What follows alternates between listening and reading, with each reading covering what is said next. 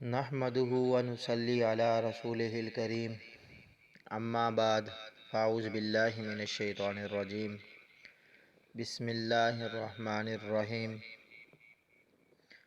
السلام علیکم ناظرین، میرا نام ہے قاری واجد محمود اور آپ دیکھ رہے ہیں قرآنی تعلیمات۔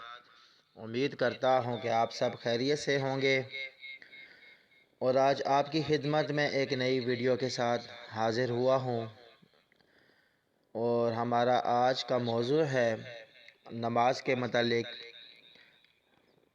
کہ نماز کے فضائل کیا ہیں، نماز پڑھنے پہ کیا ملتا ہے اور نماز نہ پڑھنے پر کیا عذاب ہوتا ہے۔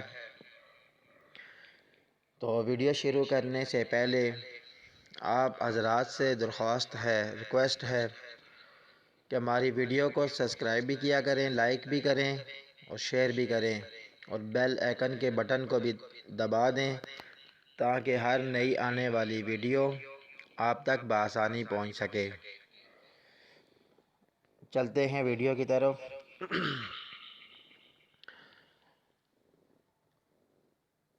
ابو عثمان رضی اللہ تعالی عنہ کہتے ہیں کہ میں نے حضرت سلمان رضی اللہ تعالی عنہ کے ساتھ ایک درخت کے نیچے تھا۔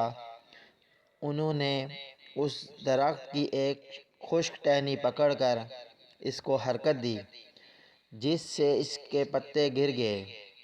پھر مجھ سے کہنے لگے، ابو عثمان، تم نے مجھ سے یہ نہ پوچھا کہ میں نے یہ کیوں کیا؟ میں نے کہا بتا دیجئے کیوں کیا؟ انہوں نے کہا کہ میں ایک دفعہ نبی کریم صلی اللہ علیہ وسلم کے ساتھ ایک درخت کے نیچے تھا۔ آپ صلی اللہ علیہ وسلم نے بھی درخت کی ایک خشک ٹہنی پکڑ کر اس طرح کیا تھا جس سے اس ٹہنی کے پتے جھڑنے لگ گئے۔ پھر حضور صلی اللہ علیہ وسلم نے ارشاد فرمایا کہ سلمان، پوچھتے نہیں میں نے اس طرح کیوں کیا؟ میں نے عرض کیا بتا دیجئے کیوں کیا؟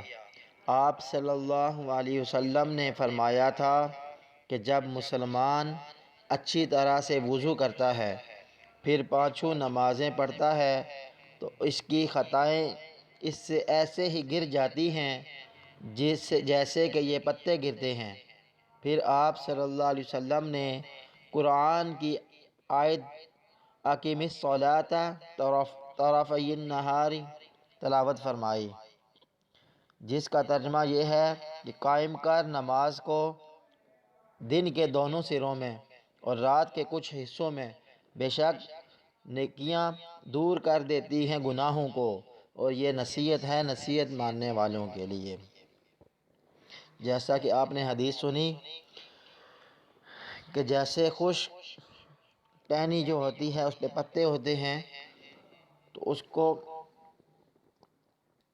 پتے جو اس کے جھڑ جاتے ہیں، اسی طرح جو ایک مسلمان بندہ وضو کرتا ہے، نماز پڑھتا ہے، وضو کرتا ہے تو اس وضو کرنے کی برکت سے اس کے گناہ بھی ایسے ہی گر جاتے ہیں جیسے درخت سے پتے گر جاتے ہیں۔ تو اتنی بڑی نماز کی ایک فضیلت ہے کہ اس سے ہمارے گناہ دھل جاتے ہیں۔ حضرت ابو ہریرہ رضی اللہ تعالی عنہ نے نبی کریم صلی اللہ علیہ وسلم سے نقل کرتے ہیں کہ آپ صلی اللہ علیہ وسلم نے ایک مرتبہ ارشاد فرمایا، بتاؤ اگر کسی شخص کے دروازہ پر ایک نہر جاری ہو جس میں وہ 5 مرتبہ روزانہ غسل کرتا ہو، کیا اس کے بدن پر کچھ میل باقی رہے گا؟ صحابہ رضی اللہ تعالی عنہ نے عرض کیا کہ کچھ بھی باقی نہیں رہے گا۔ حضور صلی اللہ علیہ وسلم نے فرمایا، یہی حال پانچوں نمازوں کا ہے کہ اللہ جل شانہ ان کی وجہ سے گناہوں کو زائل کر دیتے ہیں۔ حضرت جابر رضی اللہ تعالی عنہ نے نبی کریم صلی اللہ علیہ وسلم کا ارشاد نقل کیا ہے کہ پانچوں نمازوں کی مثال ایسی ہے کہ کسی کے دروازے پر ایک نہر ہو اور جس کا پانی جاری ہو اور بہت گہرا ہو، اور اس میں روزانہ 5 دفعہ غسل کرے، یعنی کہ جو شخص روزانہ 5 مرتبہ وضو کرتا ہے، نماز پڑھتا ہے، تو اس کے گناہ بھی ایسے ہی دھل جاتے ہیں جیسے ایک نہر جاری ہو اور اس میں وہ 5 دفعہ غسل کرے، تو اس کے بدن پہ کچھ میل باقی نہیں رہے گا۔ تو سبحان اللہ، اللہ رب العزت نے کتنا بڑا ہمیں ذریعہ دے دیا نماز۔ صحابہ کرام کو جو بھی تکلیف ہوتی تھی، جو بھی مصیبت آتی تھی، تو فوراً نماز کی طرف متوجہ ہو جاتے تھے اور نماز کے ذریعے سارے مسئلے اپنے حل کرواتے تھے۔ تو اللہ رب العزت ہماری بھی نمازیں ایسی فرمائے اور ہمیں بھی صحیح نماز پڑھنے کی، خشوع و خضوع کے ساتھ نماز پڑھنے کی توفیق عطا فرمائے۔ ابو مسلم کہتے ہیں کہ میں حضرت ابو امامہ رضی اللہ تعالی عنہ کی خدمت میں حاضر ہوا، وہ مسجد میں تشریف فرما تھے۔ میں نے عرض کیا کہ مجھ سے ایک صاحب نے آپ کی طرف سے یہ حدیث نقل کی ہے کہ آپ نے نبی کریم صلی اللہ علیہ وسلم سے یہ ارشاد سنا ہے کہ جو شخص اچھی طرح وضو کرے پھر فرض نماز پڑھے تو حق تعالی شانہ اس دن وہ گناہ جو چلنے سے ہوئے ہوں اور وہ گناہ جن کو اس کے ہاتھوں نے کیا ہو اور وہ گناہ جو اس کے کانوں سے صادر ہوئے ہوں اور وہ گناہ جو اس کی آنکھوں سے ہوئے ہوں اور وہ گناہ جو اس کے دل میں پیدا ہوئے ہوں، سب کو معاف فرما دیتے ہیں۔ حضرت ابو امامہ رضی اللہ تعالیٰ نے فرمایا کہ میں نے یہ مضمون نبی کریم صلی اللہ علیہ وسلم سے کئی دفعہ سنا ہے۔ سبحان اللہ، یعنی کہ نماز کی برکت سے جو گناہ ہمارے ہاتھوں سے ہوتے ہیں، آنکھوں سے ہو جاتے ہیں، جو ہمارے چلنے سے پاؤں سے ہو جاتے ہیں اور جو کانوں سے سرزرد ہو جاتے ہیں اور جو ہمارے دل میں پیدا ہوتے ہیں، اللہ رب العزت نماز کی فضیلت سے، نماز کی برکت سے وہ سب گناہ اللہ رب العزت اس دن وہ معاف فرما دیتے ہیں۔ سبحان اللہ، کتنی بڑی فضیلت ہے نماز کی۔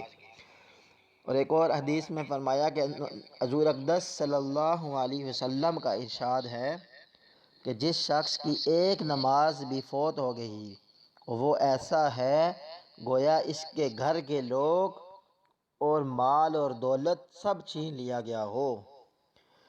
اور ایک مرتبہ حضور اقدس صلی اللہ علیہ وسلم نے نماز کا ذکر فرمایا اور ارشاد فرمایا کہ جو شخص نماز کا اہتمام کرے تو نماز اس کے لیے قیامت کے دن نور ہوگی اور حساب پیش ہونے کے وقت حجت ہوگی اور نجات کا سبب ہوگی، اور جو شخص نماز کا اہتمام نہ کرے اس کے لیے قیامت کے دن نہ نور ہوگا، نہ اس کے پاس کوئی حجت ہوگی اور نہ نجات کا کوئی ذریعہ، اور اس کا حشر فرعون، حمام اور ابی بن خلف کے ساتھ ہوگا۔ یعنی کتنی سخت وعید ہے کہ کتنے وعیدیں آئی ہیں کہ نماز نہ پڑھنے پر اس کا حشر فرعون اور حمام، کتنے بڑے جو تھے فرعون، حمام اور ابی بن خلف، جن کو ہر شخص جانتا ہے، ہر شخص نے واقعات ان کے پڑھے ہیں کہ کتنے بڑے بڑے نافرمان تھے اور کیسے کافر تھے، ان کے ساتھ حشر ہوگا جو نماز نہیں پڑھے گا۔ تو اللہ رب العزت ہمیں 5 وقت پابندی کے ساتھ صحیح معنوں میں نماز پڑھنے کی توفیق عطا فرمائے۔